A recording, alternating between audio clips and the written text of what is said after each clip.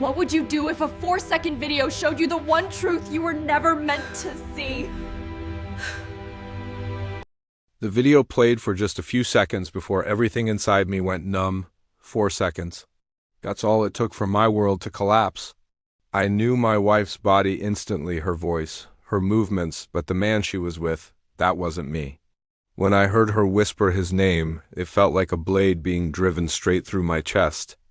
I dropped my phone on the kitchen counter. My hands were trembling, my breath catching in my throat as I tried to process what I'd just seen. Jessica had left earlier for what she called a girls' night, the 5th one this month. I hadn't thought much of it. She'd kissed me lightly and told me not to wait up. Now, looking back, that casualness felt more like practiced deception. The signs had been there all along. New passwords on her phone, late night, work calls, weekend emergencies, and long, silent evenings when she'd turn away from me in bed. I just told myself she was busy or tired or stressed. I was working 60 hours a week at the garage, and I'd convinced myself everything would be fine as long as I kept providing. I remembered meeting Jessica years ago. She'd brought her broken-down Honda into the shop. She was so bright, full of energy, with a smile that reached her eyes. She told me I was the first mechanic who'd ever explained repairs without making her feel stupid. I asked her out right there. Our early days were effortless road trips, late-night talks, big plans for the future. She believed in me when I dreamed about owning my own garage. For a long time we felt unstoppable. But life settled into a routine. The long hours wore me down. Her smiles faded. And somehow, without me even noticing, we became strangers living under the same roof. My phone buzzed again, snapping me back to the present. Another message from her meant for him.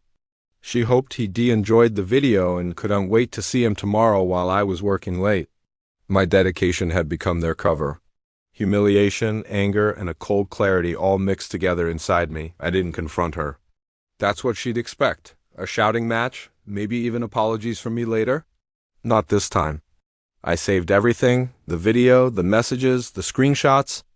I sent them all to a private email and locked them away. If this was going to blow up, I would be the one to light the fuse. Jessica got home close to midnight, flushed and cheerful in a way that now made a sick kind of sense. I was waiting for her in the dark.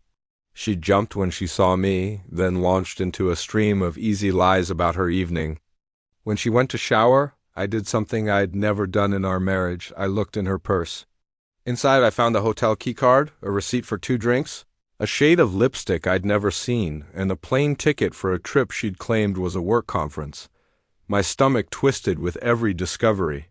The next morning, I was different, attentive, gentle, almost overly caring. It confused her. I suggested we take a vacation, just the 2 of us. She hesitated, making excuses, and I could almost see her calculating how 2 weeks away would interfere with her affair. I pretended not to notice. Later that day I took her to the phone store. I replaced her cracked screen with a brand new phone. And while she thought I was just being thoughtful, I secretly installed an app that mirrored everything she sent or received. I had just opened a window into every lie she told. When I left her alone that afternoon, she immediately messaged her lover, Chris. I read every word. They planned to meet that evening at their usual hotel. Calmly, I drove there before they arrived and used the keycard I'd taken to let myself into their room. I planted a small camera and a recorder not for revenge, but for leverage. By the time they arrived, I was long gone. Next, I drove to the building where Chris worked. I left a simple note on his car. I know everything. End it. No signature, no details. Just enough to shake him. Over the next 3 days, I treated Jessica with a kindness she didn't deserve, which only made her more uneasy. Through the cloned messages, I watched her affair unravel. Chris was panicking and pulled back. She grew desperate, confused by his sudden distance. Then I took it further. Using a burner email, I sent Chris selected screenshots, just enough to prove I knew. I demanded $10,000 to stay silent. He paid within hours. Fear is powerful, especially for a man with a family and a reputation to protect. With that money, I started planning my dream, my own auto shop. That weekend, Jessica told me she needed to stay with her sister to think. Before I dropped her at the airport, I handed her an envelope. Inside was proof of everything. The color drained from her face. She tried to speak, but I told her I didn't want excuses. I told her to find a new place to live and that I'd have divorce papers ready when she returned. Her tears didn't move me anymore. While she was gone, I packed her things.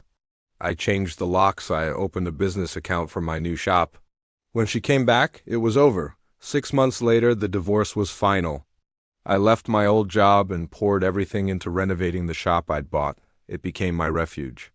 Rusty, our dog now, my dog became my shadow, greeting every customer. Jessica visited once, 2 years later, to apologize. She said Chris wasn't doing well and blamed me. But he'd made his own choices. I wished her well and let her go. My shop grew, my life grew. One afternoon, Chris showed up drunk, screaming that I'd ruined his life. He swung at me, missed, and got arrested. As the police took him away, he asked if it was worth it. I just told him we all choose our actions and we all live with the consequences. That night, walking Rusty through the quiet neighborhood, I felt a calm I hadn't known in years. The betrayal changed me, but it didn't destroy me. It made me stronger, steadier, and finally, I was living a life that was entirely my own. Thanks for listening. If you've ever had to rebuild, let me know in the comments. And don't forget to subscribe for more stories.